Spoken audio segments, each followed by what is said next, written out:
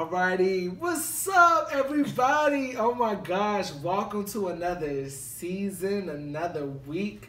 I mean, gosh, welcome back to On That Note podcast, coming at you in living color. Yes. A new thing, season 2. Right. New digs. Listen. A new studio. Moved on up. Right. Okay. Yes, you know, God is already in the blessing business for season 2, okay? Shoot, it's like, you know, housewives when they get better wigs and stuff. Like, yeah, right. We got a bigger budget. Okay. You know. Got picked up for the second season okay. and they gave us a little bit of coin. Kyle looked like he got on, you know, lamb's wool. You know, like he just walked into a sheep and said, "Give me that." But yeah, I'm Calvin. Gosh. And I'm Brandon. And welcome back to On That Note podcast, Woo. season 2. You know, I know a lot of y'all have been waiting on it. You know, we had to come up with the perfect timing, you know, get ourselves together. But we're ready, and I'm excited for this season. I have very high hopes for this season. We've done a fair amount of planning and all of that. Now all we have to do is execute. But yeah, I mean, season 1 was great. It was, man. It's crazy to me to even think that, like, after, like, years and then months of, like, talking about it, like, we not only did something, but, like, we're kind of, like, starting to write the second chapter of it. Yeah. You know what I mean? So it's just, I'm really excited. There's nothing like that sophomore album. That really is what solidifies. And I think we've said that before. It is. You know? It is. Anybody, well, not anybody, but I mean, like, there are lots of debut albums, you know? Lots. Yeah. Lots. A lot of people don't get a second chance. Okay. And We ready. We ready. This is about to be a B-Day. Right. Oh, wait, hold on. Well, you know, B-Day was like her best seller first week until the self-titled album. Yeah. So that's real high expectations for us. Okay. I think we got it, though. I do, too. So, you know, with the new season, there comes an opportunity to, you know, as Calvin said, doing, like, planning. You also have to reflect on kind of, like, where we went season 1 and kind of, like, where we want to go season 2, and also just speaking with all of you out there who have given such amazing support and also great feedback.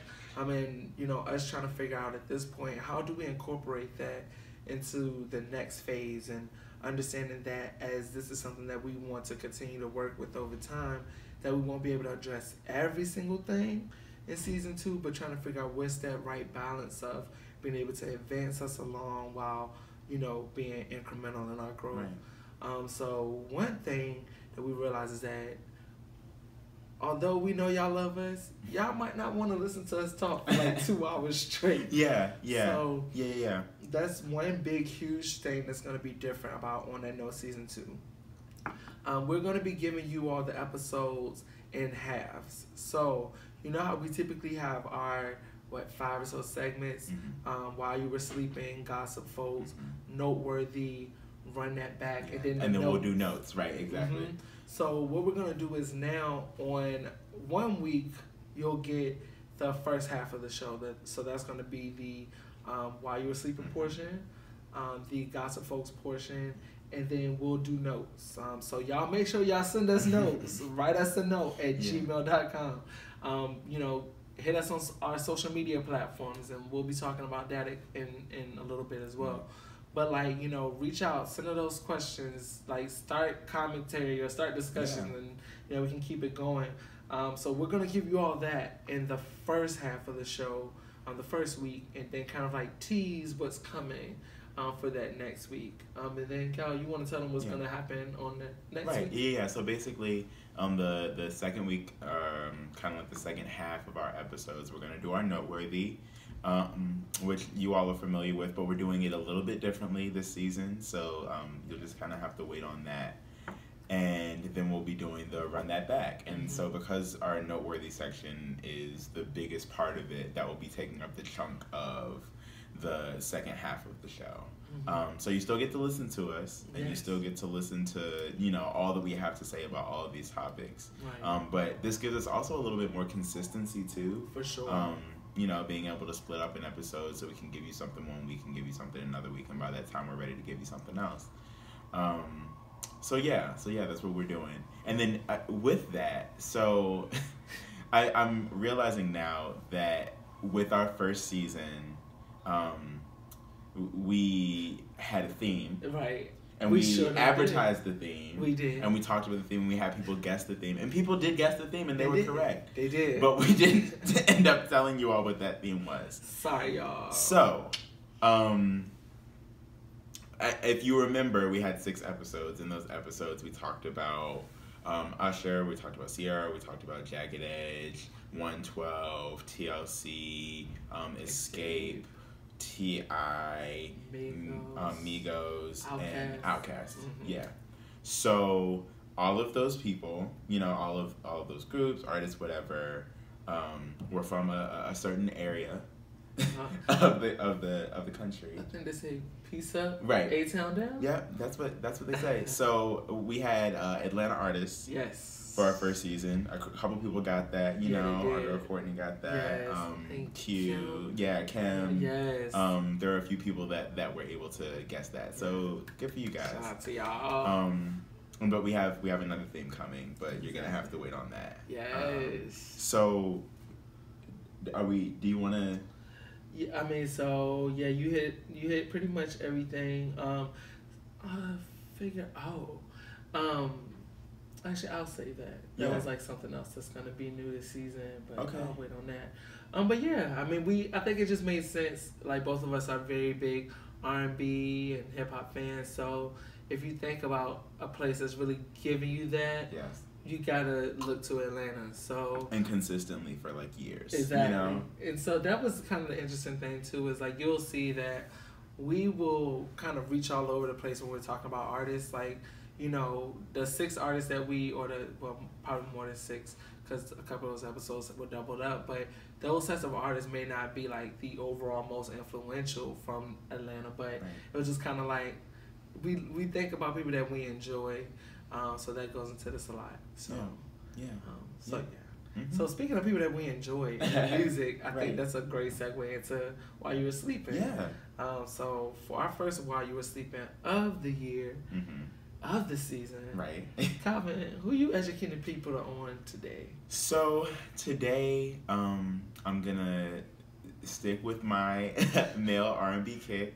That's something that I gave y'all last season, and I'm just gonna continue with that. So there is this guy named Brent Faiyaz, I'm pretty sure is how you pronounce his name.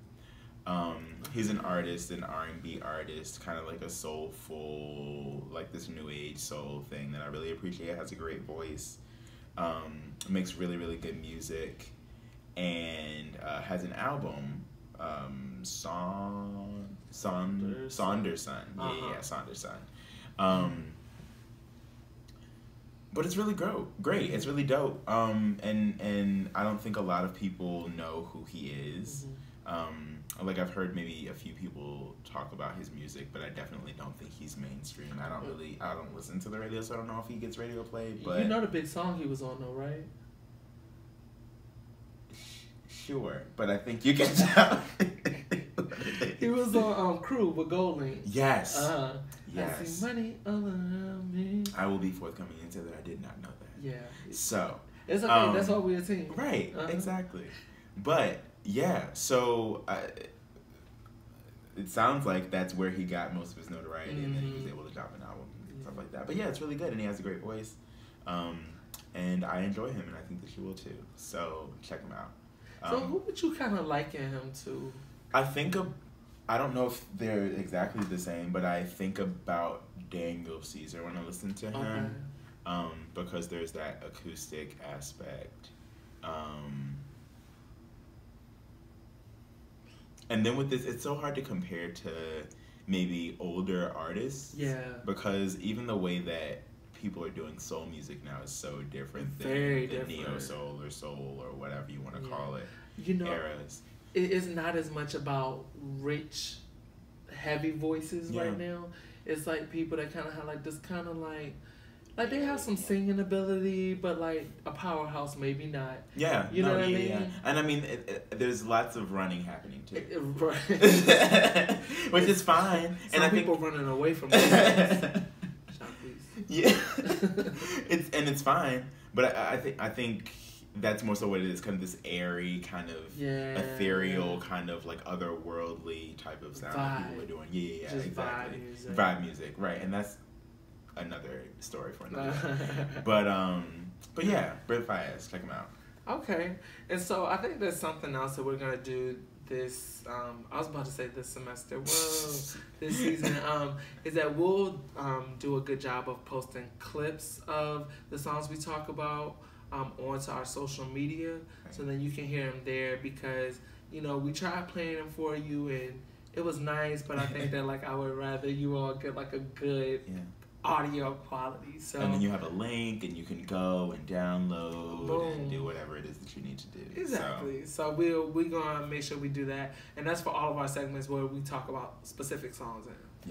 But so in going there, I guess sharing mine while you were sleeping this week is this new cat named Lucky Day. Okay. I think so far he's only released like a couple of singles and one EP. That I think is called I. And he had this song on there called Rosamo that very vibey, but just like a nice like little bop. So I enjoyed that. But then he recently released a new single that wasn't on the EP that I'm guessing maybe it's launching whatever other project he's working on. It's called Karma. Okay. And essentially he like does the metaphor of karma being a woman, and just saying like, how she keeps coming back around. But it's just like really soulful, like boom, dun, dun, dun, dun, like it's dope. Okay. So check out Lucky Day, and it's Lucky, like you would spell Lucky, and then Day, Daye. Okay. I didn't really look into his background, see where he's from or anything like that, but dope artist. Yeah. Awesome. Well, as you all know,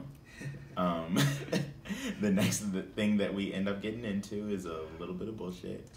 So we're gonna go ahead and get into that. And I mean, we've got some good stuff too. Yeah, good stuff. But so gossip folks, let's get into the gossip folks. Do you want to kick us off with one? Sure. So let's start out with just one of the more foolish of the bunch. Sure. It's always better to build up. So as you all may have heard, Chris Brown, like last week or the week before, was being sought out under allegations of rape, sexual assault in Paris. Okay. And they were saying him and two members of his entourage, or what have you, had supposedly assaulted a woman. So of course people are taking those allegations seriously now, as they always should be taken seriously and investigated properly. But save a long story short, Chris was eventually exonerated, after it was found that there were inconsistencies, and just, he more likely than not did not do this. Exactly. And I mean, good for him. Exactly. Great for him. Yes. I'm all for, an exoneration. Right. When needed. And for Chris Brown not being a rapist. Because I was just telling somebody like merely days before that whenever I don't hear from Chris Brown, I feel like he's in a good place. Right. And then that just kind of shattered that for me for like 36 hours.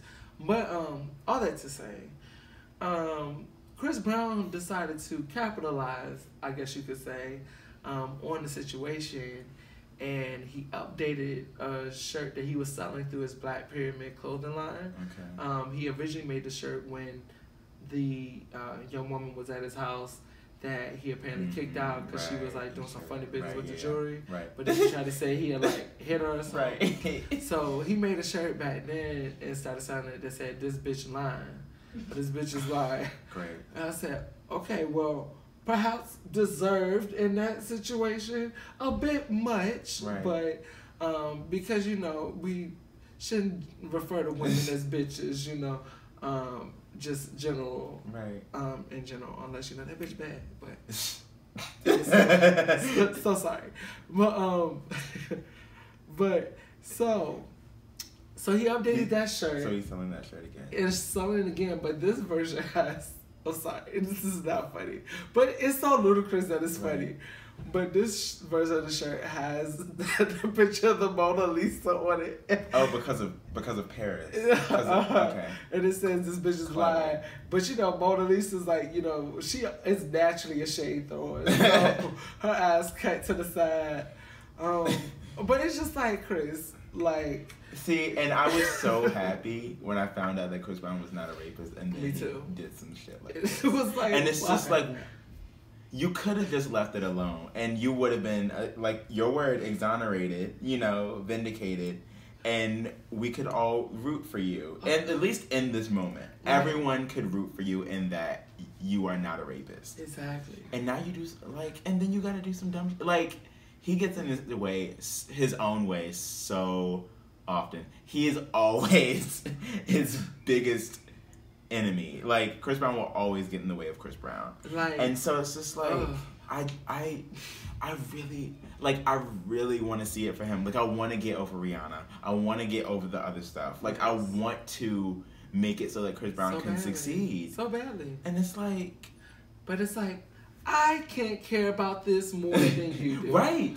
I mean, I can't want good for you more than you want good for yourself. Listen, he's on a very long list and growing list by the day of artists I feel that way about. Right. You know, file him in with Azalea Banks. Right. File him in with, you know, not saying that I've been a Soulja Boy champion, but, you know, I've always been willing to admit Soulja Boy's, you know, limited impact. Drake.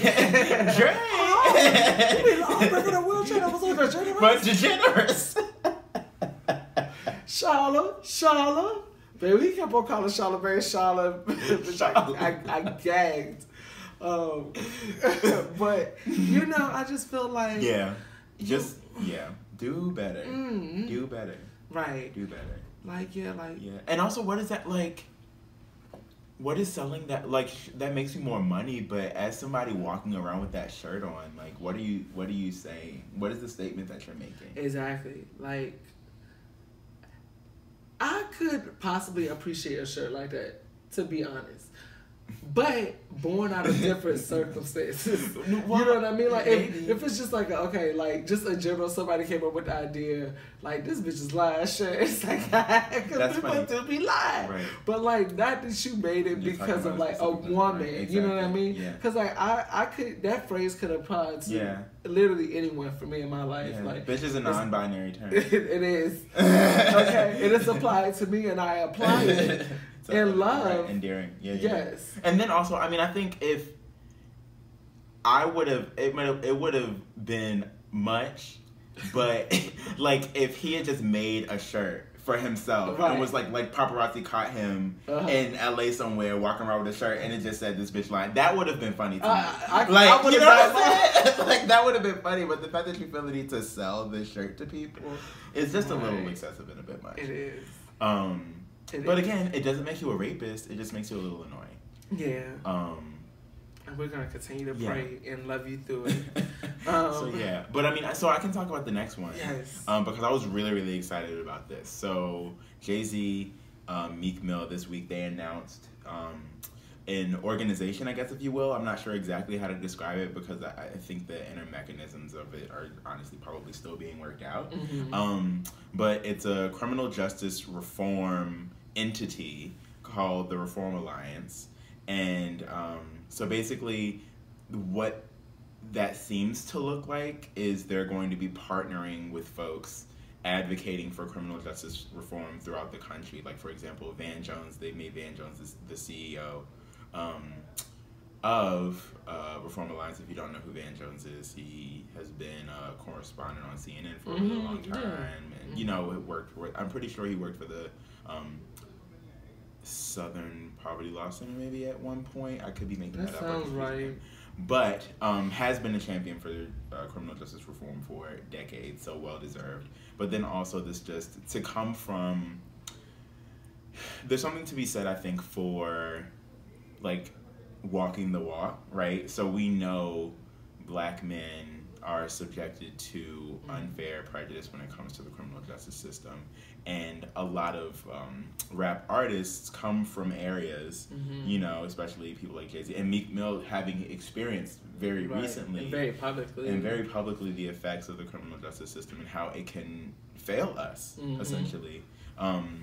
Doing something about that, and something that's real, and using your money and your influence and your status to do something that is going to benefit someone other than yourself. Like, it might seem like obvious or something, but I think that in moments like that it should be appreciated, because everybody doesn't have to and is not doing that.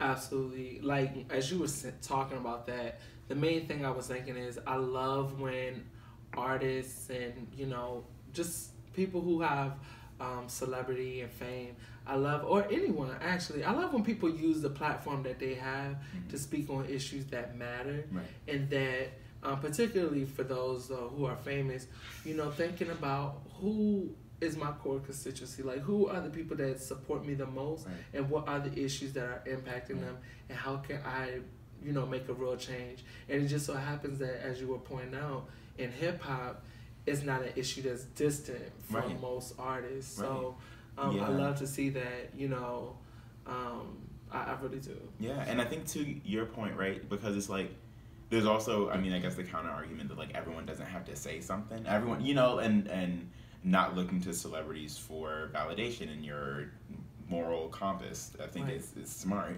But then also, like, what I appreciate most about this is its action. You know what I'm saying? Like, I don't need Jay-Z tweeting all the time about whatever. I don't need to hear what Meek Mill has to say outside of the context of, like, the work that they're doing, you know? But I think that that's important. I think that even if because every celebrity isn't going to have the language. Every celebrity isn't going to, I mean, they didn't make themselves the CEO of the organization because they knew kind of where their strengths are. Yeah.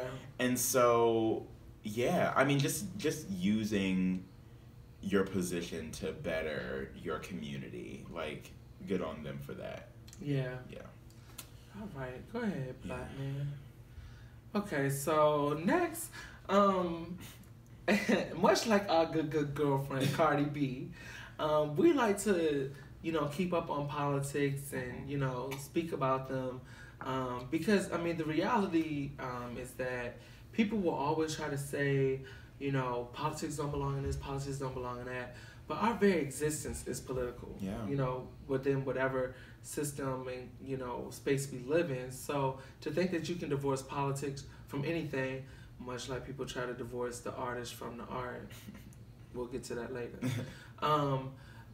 You know, I think that we have to be informed. It is our responsibility, and is essential to our ongoing, that's what I'm looking for.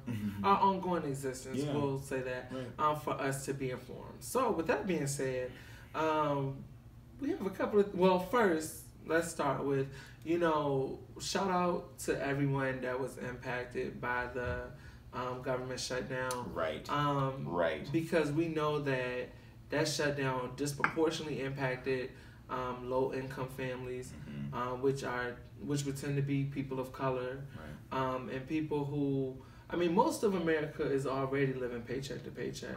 But then you imagine people who, by no other, it was through no fault of their own, literally no fault of their own, that they aren't being paid, and some of them are still being made to come to work. Like, most of us would, like, look at somebody and laugh if they say, you coming to work and you ain't getting no money. Where? So, you know, to think about, like, people that are especially vulnerable to, like, not being able to have that level of resistance. You know, I just, you know, want to shout everybody out. It's, you know, I know a lot of people personally, and so it's just, you know, I'm glad that the government is reopening, albeit temporarily. But I just really, we're gonna go ahead and pray that something happens between now and the 15th to make it so that we don't have to worry about another shutdown anytime soon. Because the other messed up thing about it is, like, people like janitors, people like food service workers, like, they're not getting repaid. No. Like, so there are people who are getting their check back, and then there are people who are just missing that money. You know what I'm saying? And like, what?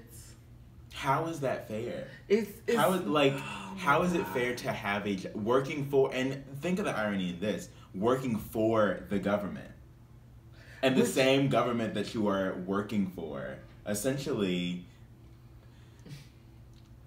betrays you, like, you know, bro. And like the stuff that like people in that administration were saying were fucking wow. Yep. Like, dude really sat up there and was like, I don't understand why anyone would need to seek out food benefits. Why can't they just go get a loan? What the fuck? Yeah. Like, and you're worth $700 billion. Right. Or 700 million, whatever. Shit. Yeah. Which like, is a lot of money. That's money most people won't ever see in their lifetime or the next. Yes. And you're telling people to go get a loan? Like, it's just, like, easy. And then you go get a loan with no idea of when you're going to even have the money to pay it back. And then he was like, yeah, they'll sure they have to pay a little bit of interest. Oh yeah, because guess what? You're so tied up in Wall Street and all that, that money's coming to your pocket. Right. So yeah, create an economic depression and simultaneously profit from it. Whoa, that is so sickening that is our government. I have no words. Yeah. I mean, the silver lining in this is that Trump just had a terrible week, and nothing made me happier than that. I just want to have a horrible life. Yeah, because on top of him getting dog walked by Nancy Pelosi over this government shutdown, on top of him not being able to do the State of the Union, essentially her like kicking him out. His good friend Roger Stone got indicted this week. Another person in this Mueller investigation, very, very closely connected to this man, that has been indicted. And I mean, like, yes, that is not a conviction. The criminal justice system has to do its work. But 6 people closely connected to Trump have already been found guilty. You know what I'm saying? Ooh, 6 degrees of separation, they say. And so it's just so very interesting to me. I'm just waiting for the other shoe to drop. Like, with all of this stuff, with everything that's going on, like, we need it. We need for something to happen. And I know for a fact the speed at which it takes for the criminal justice system to do its job. But I'm just hoping that something is expedited and we're able to reach some level of truth. But yeah. That's it. That's all. And so I guess in the last little bit about politics, this week, it's getting to be about that time. I mean, it's still kind of early because most people will announce they'll run for the presidency as we get toward April, May. Yeah. But we've started getting some announcements about people running. Yeah. So I know one of the most recent that has inspired a lot of debate, both in favor and in opposition to, is Senator Kamala Harris. Yeah. Which we haven't seen a black woman run for president in probably since Shirley Chisholm. Yeah. So it would be pretty to be on the right. So. Yeah. Yeah. There's been a lot of debate.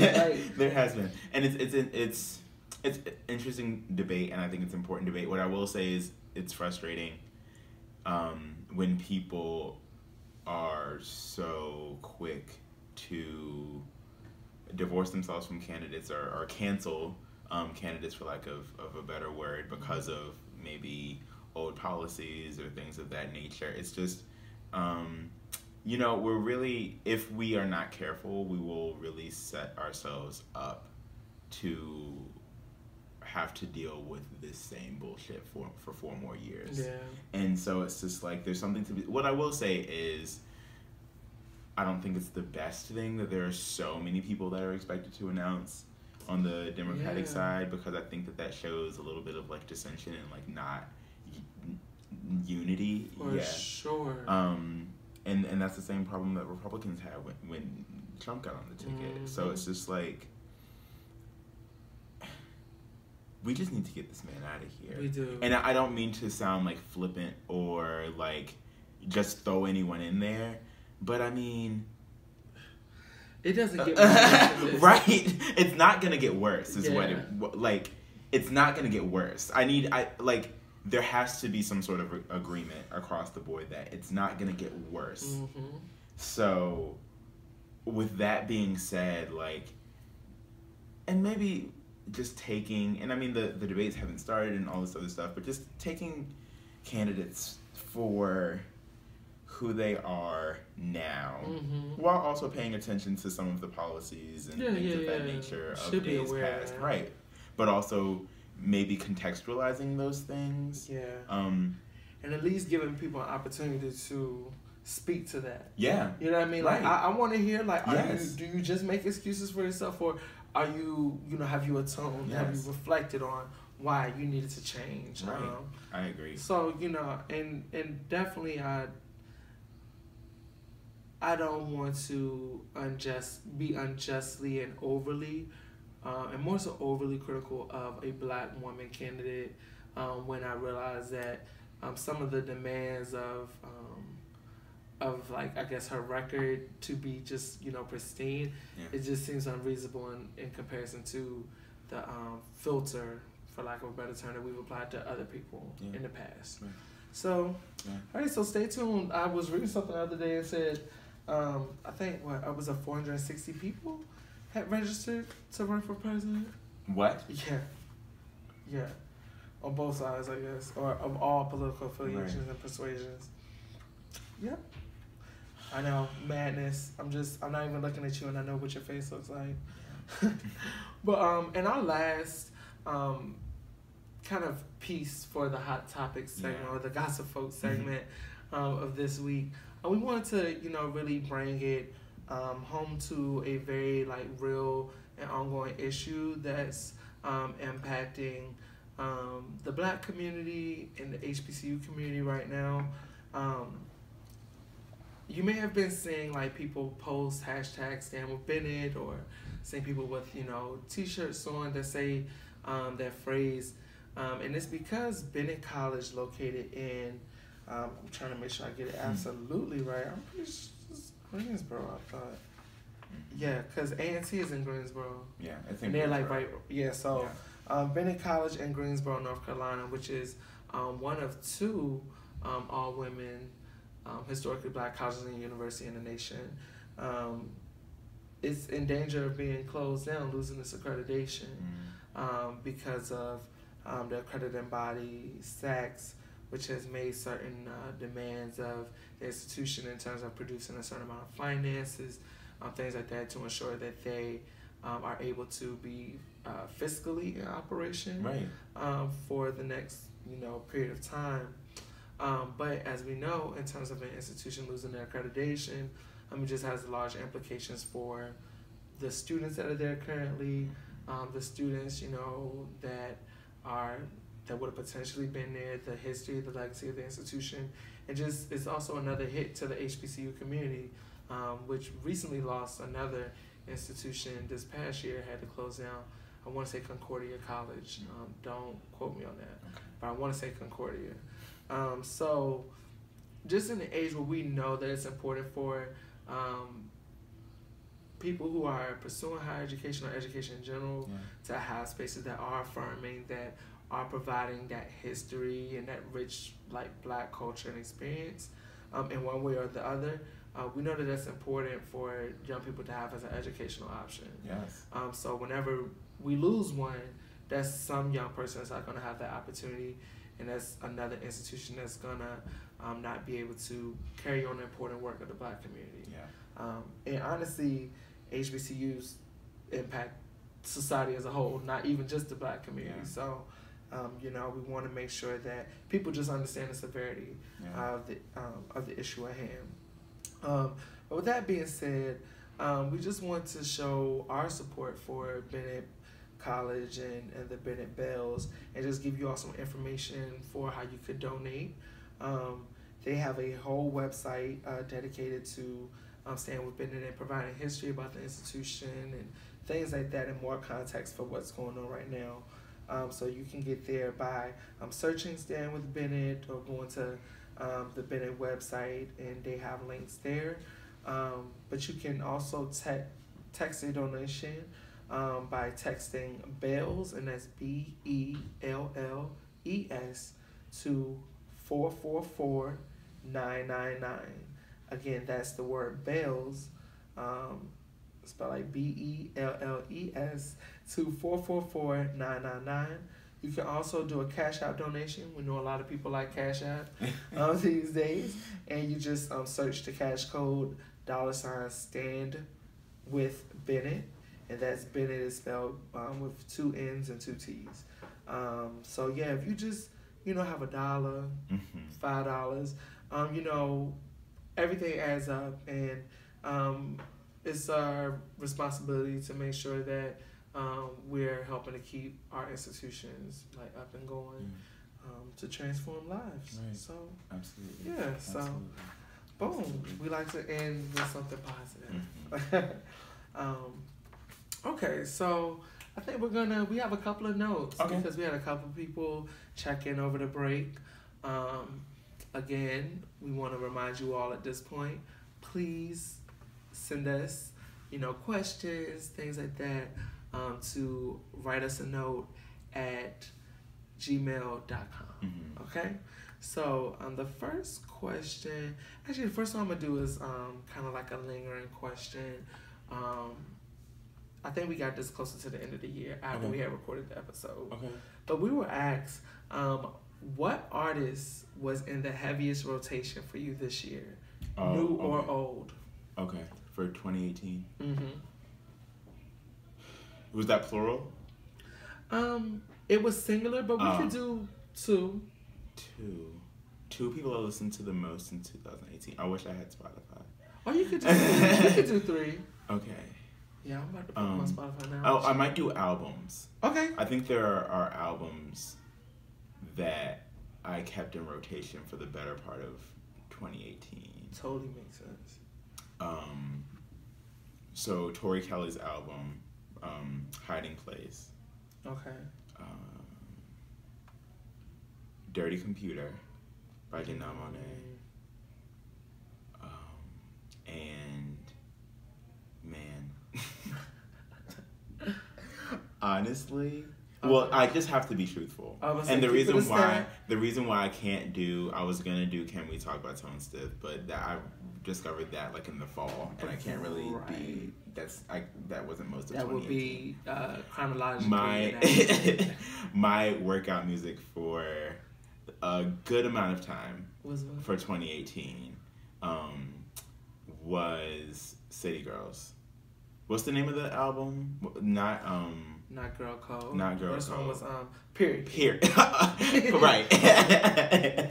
So yeah, that's just being honest. If we're talking about things that we listen to the most, and I mean, of course, with that one, it's not necessarily it wasn't speaking to my spirit. I mean, I guess, but I mean, it would get me through a workout 100%. I would just put the album on. It's about an hour, and by that time I would be done, and I wouldn't get tired of it. Every single time I would listen to, almost every time I was in the gym in 2018, I was listening to Period. Nice. So. Okay, I'm sorry, y'all. If y'all probably won't hear it on the podcast, but y'all on the video may hear my loud ass neighbors. Okay, sounding like they're herding cattle. But anyway. So yeah, what were the? I mean, you don't have to do albums if you. No, I think that albums makes more sense to me because for us. Yeah, you know what I mean, because we listen to a lot. Definitely Invasion of Privacy. Okay. And I would say Invasion of Privacy and by extension Cardi B. Okay. Just she put out a lot of music in 2018. I think whether you liked it or not, Cardi B was one of the people that you listened to the most in 2018. Okay, period. Yeah. Okay, so she was definitely one of the people I listened to the most. I would say I definitely listened to a lot of... I'm going through my title right now. Yeah. Because I always have extended periods of time where I'm just listening to older artists or older school music. I spend most of my time listening to music that's not out right now. So I think because of Aretha Franklin's passing in 2018, even though it's that took place in August, I still, because I ended up kind of like going through her discography, it was like a lot of music to consume. Yeah. Like, you know what I mean? I could have spread that out So you over the listen year. to a lot of Aretha. A lot of Aretha. Mm-hmm. And it helps. One of my good friends is like a real big Aretha fan. Mm-hmm. So I collected a lot of Aretha albums last year too. And then I would have to say I listened to a lot of her. Okay, yeah. That makes sense too. Her. And if I had to like slap one person, I would say Ariana Grande. Oh, yeah. Because I ran Sweetener. Like, we can do, that can be for both of us. Okay. Yeah, we talked about her a lot too in season 1. Yeah. So yeah. Great. Yeah, so let's see. Let's do maybe like 2 more. Okay. Pulling these up. That's not it. That's not it. Did I do it? Okay.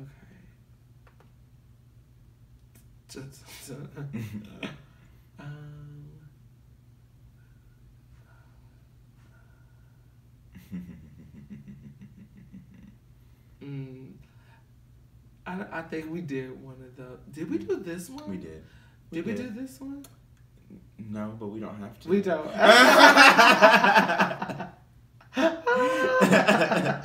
Sorry. Oh my gosh, you're a fool. Okay, right here. He writes in parables. Okay.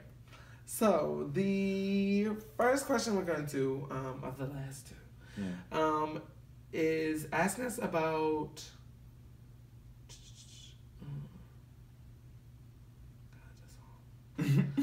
Okay. We have time. Okay. So this is what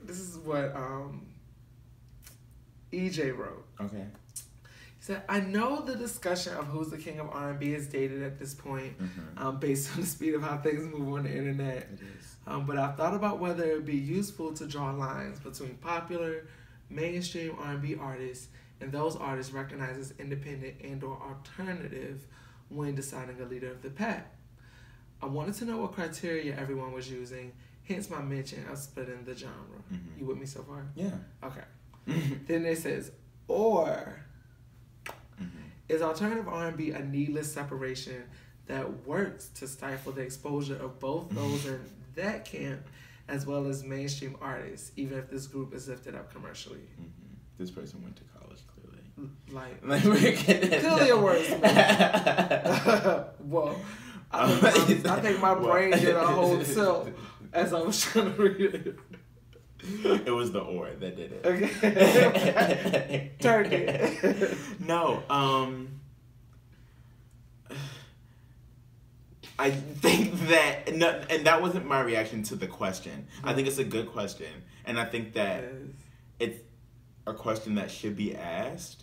I just think that generally, music is so overly saturated right now that it's so hard to pick out, even within genres. Like it's almost as if every artist is doing something different. Yeah. You know what I'm saying? Like when you're talking about like in a time where like everyone was doing crunk or everyone was doing, you know, like the snap your fingers music, like all that type of stuff. It's like we don't really, I mean, I guess trap, but that's so universal at this point. Yeah, it's then got muddied. Yeah, muddled right. And so it's like when I think of alternative R&B, in my mind, everything right now is alternative to what I knew to be R&B, you know? Yeah.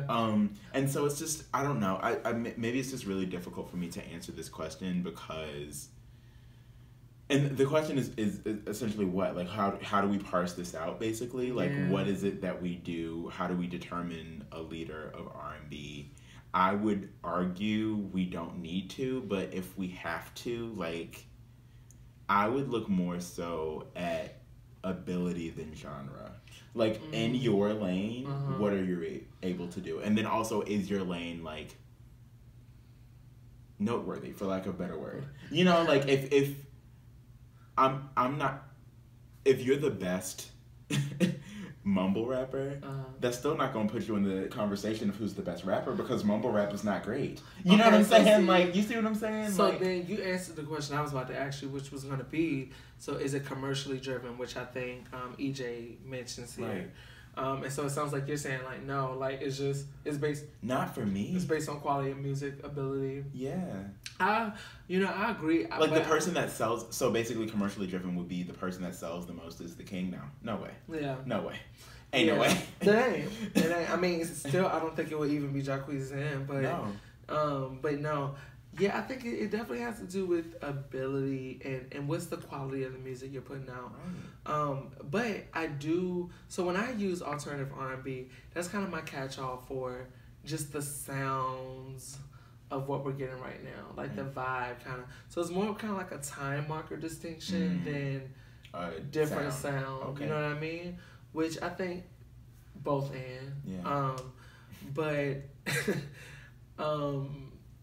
I think that it is kind of necessary, because you do, while you have that music, while you have this sound or prevailing kind of sounds happening, you still have people making very classic, solid R&B. Like, I don't mean to say that the alternative isn't solid, but just the more... No, I know what you mean when you say that. I'm just trying to think of...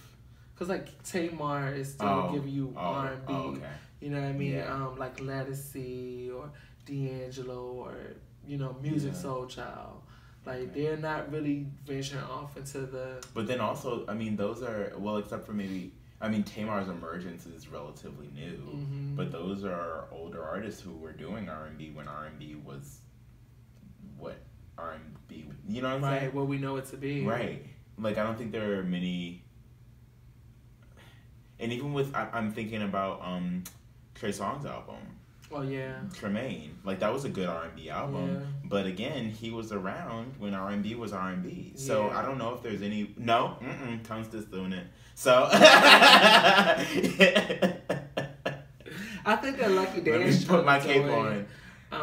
I think Miguel tries to do it. But Miguel's not new at this point. Oh, no. You're right. Yeah, no, Miguel's been off for 10 years. Yeah. Yeah, you're right. Yeah. So, yeah. Yeah. I don't know. Like, I think her is kind of doing it. But like, she's kind of like in that nexus. Like, right. Her and LMA, I think, are in that nexus. Because I think about, like, Masego. I think about Daniel Caesar. I think about, like, even Brent Fives. I think about Khalid. And, like, none of that is, like, what I consider to be, like, standard R&B. It's all alternative. And in their own ways. Yeah, I agree. I wonder, like, because EJ mentions Xavier Omar in his email too, and I'm trying to think of like how I feel about Xavier Omar. Like, where would he fall, or like even like an Anderson .Paak? Right, because even with that, there are lots of elements of like rapping in that. Yeah, it is. And now we're talking about, because this king of R&B conversation now. Tory Lanez apparently is the best rapper in the world. What I'm over is, I understand that there has to be a certain level of bravado in hip hop culture. I get it, but I think maybe my issue is ego that is conflated and misinformed. Like, you just don't know and that's the issue I think with, and this is, I'm gonna get back to this in my Run That Back, but like, when people are listening to music right now, they're not listening with, people don't know, we're not teaching, like, music history. Yeah. Like, people aren't listening to Aretha. Yeah. Like the young ones people don't know where they came from. Yeah. And so it's just like, they're in a space where they just kind of listen to what is out right now and form their opinions based on that without knowing a slew of other things that would inform how maybe someone like you or I sees music. You know? So it's just like, no, I don't think that mumble rap is that great. Because I know what hip hop is and has been, and like, I'm not gonna go up for somebody that like mumbles over a well-produced track and say that, like, that's something that I should care about. Right. You know, like, I'm just not going to care about that because I know what good music is. Exactly. And you're not going to make me, like, settle, essentially, for what's out right now because I'll just listen to old shit. I mean, right. And so how I'm going to approach this is going to be rather succinct. But it's steeped in my identity as a researcher. Yeah. And as a professor has told me recently, whenever you make a declarative statement, you need to cite your sources. Period. Period. Okay.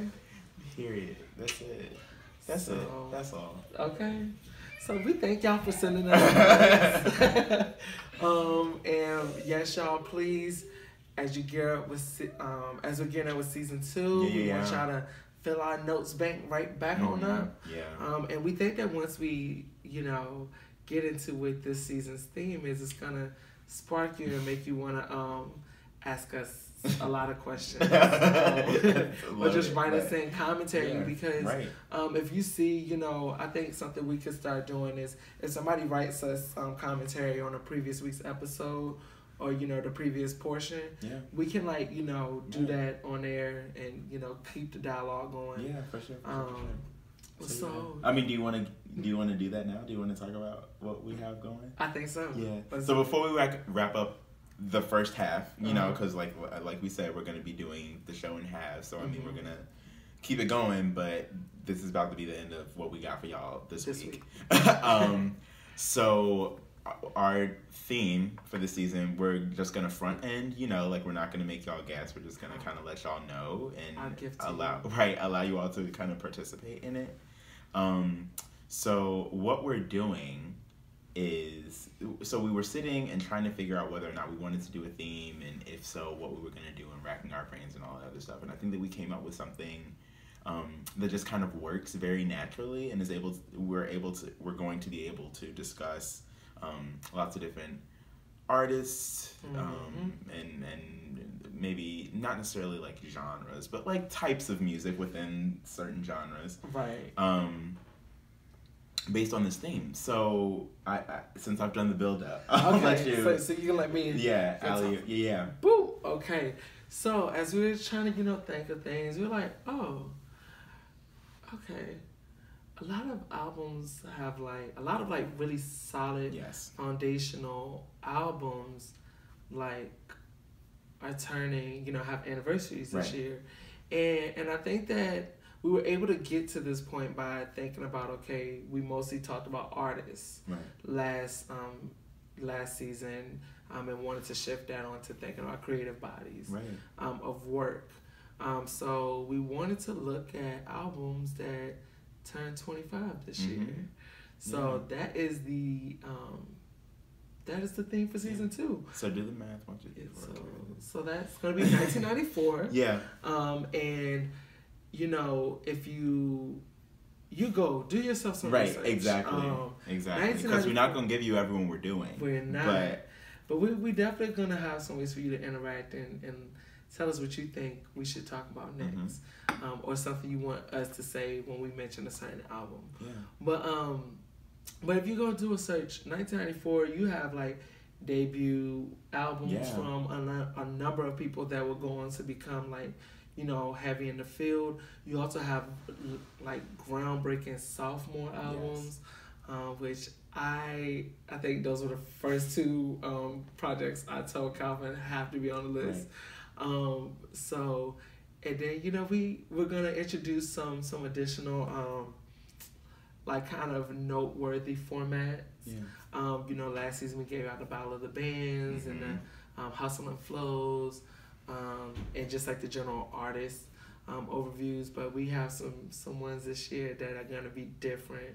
And we're excited about sharing those with you on those episodes. So but I think we're gonna have to leave y'all with that. Have you come back next week to see who it is that we're talking about first. Yes. Are we giving them a teeny clue? It's not going to be easy. It's not. Okay. I think that is the clue that I want to give them. It's not going to be easy. The conversation that we're going to have about our noteworthy artists is not going to be an easy conversation. Yeah, it's not. It's not. But we're going to get into it. We are. So. Thank y'all so much for tuning in to season 2, God. Yeah. Season 2, episode 1. Part 1. Yeah. And we can't wait for y'all to come back for season 2, episode 1, part 2. Yeah. All right, y'all. See you next time.